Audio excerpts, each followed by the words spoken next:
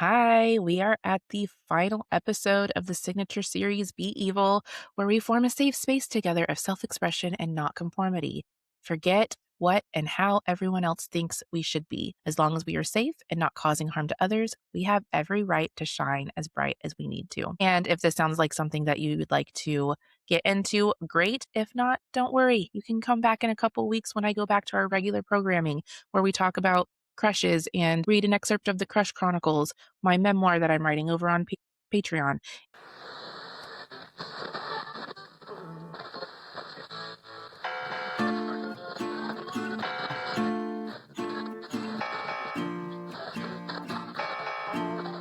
Hey there, it's Jitsi, and you're listening to the Crush Chronicles podcast, a safe space for millennials to reflect on our crushes and how they affect our lives. So grab your coffee or wine, pull out your old diaries, and settle in for today's topic and discussion. Anyway, hey there, my evil little crushers. Thank you for tuning in. And for new listeners, hi, my name is Rachel, aka Jitsi, and at Rachel Jitsawat on all my socials. I'm your host and the author of The 9 Lives of Rachel Jitsawat over on Patreon, where I'm publishing my first memoir, also titled The Crush Chronicles. Although this podcast is inspired by the memoir, you do not have to have read any of it in order to enjoy this podcast. If you'd like to anyway, you of course are welcome to do so, and you may find the link to today's chapter in the show notes or visit patreon.com/Jitsi. For today's sneak peek reading, as usual, I tried to find something that would go with today's theme, and the closest I could get was something from my sophomore year in the story of Blaine. So here we go with the reading.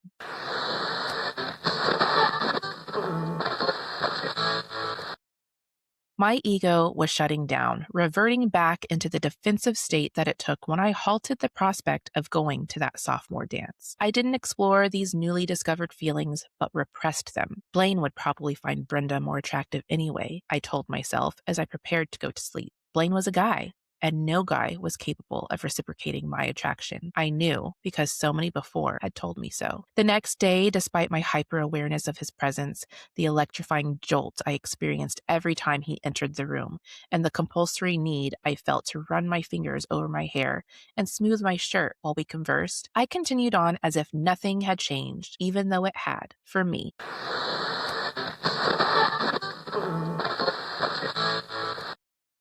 And now for today's episode. Remember, I want you to think of this series as you see a more confident version of yourself out in the wild and you're like, hey, they're hot. Remember, this season's tagline is to be someone's crush, starting with your own. And I hope this series, now that we are in the final episode, is helping you to do so. And although this is the final episode of the 5-part series, you do not have to listen to them in order. So if you started here, that's fine. Just go back and listen to the other ones when you're ready, if you would like to. And I am always going to start out each episode by reminding you that the B in Be Evil stands for balance. We are not chasing perfection by doing this. We are trying to add little sparks, little happiness into our days. At the end of each episode, I'll give you all an action assignment to at least help eliminate decision fatigue as I spew out this information to you.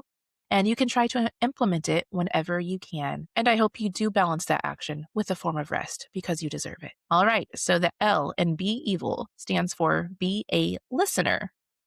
And we're going to break this down as we usually do into 3 parts. So the first one is to just stop. Just stop. Stop doing the harmful self-talk. You're not going to be able to stop doing it 100%. We're human. We're going to be mean to ourselves sometimes. But I do think that we have a tendency, especially nowadays with all of our added stressors, to do it more often than is healthy. So what am I talking about by harmful self-talk? Again, we all do it. I'm ugly.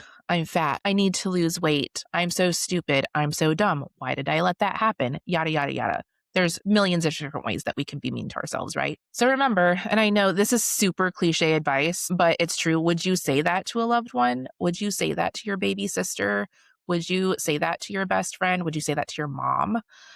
Depending on your relationship with all of those people, you know what I mean? Would you say that to somebody you cared about? If you wouldn't, then don't say it to yourself. We only have, I tell my kids this all the time. We only have ourselves. Yes, we have other people. Other people are here for us. We do need other people. We're humans. We need other human contact.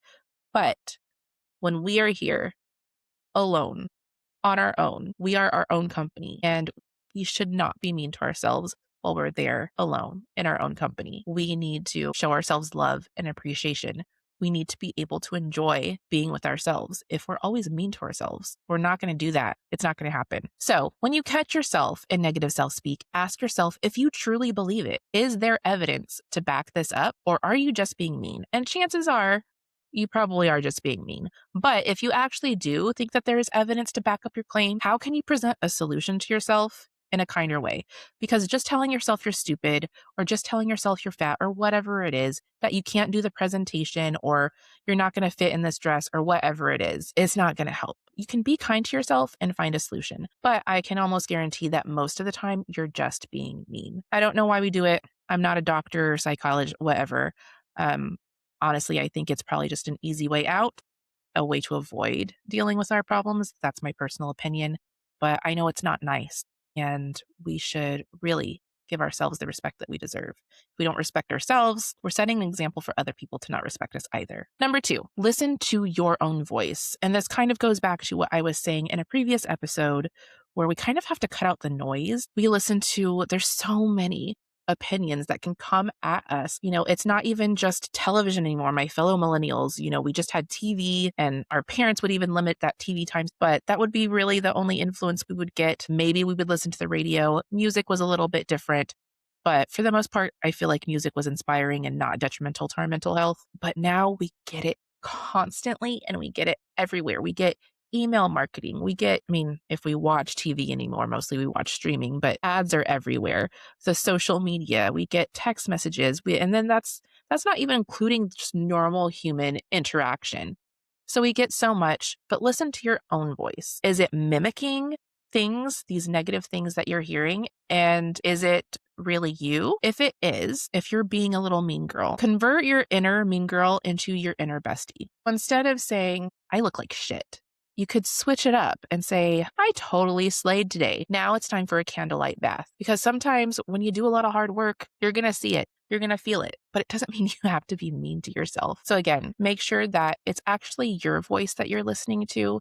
And if your voice is still being mean, remember to just make it stop. You're not going to be able to do it 100% of the time, but make it stop and convert your inner mean girl into your inner bestie, and make sure you're really telling yourself in your own voice something good about yourself. And the final thing I want to say, the very final step in the Be Evil framework is flip the voice when necessary, which is kind of echoing what number 2 was saying, but it's very important because this is the part where you're going from not just catching yourself saying mean things to yourself, but just implementing positive talk to begin with. Instead of initiating with a negative comment to yourself, you start initiating with positive comments to yourself. So instead of just saying, gosh, I'm such a bitch, or I was such a bitch, you could say, man, I am a badass bitch. Or you can say instead, oh, man, I don't know if I can do this. I can do this. Or it's okay if I fail because at least I'm trying. Stuff like that. Very simple, very short, but easier said than done, right?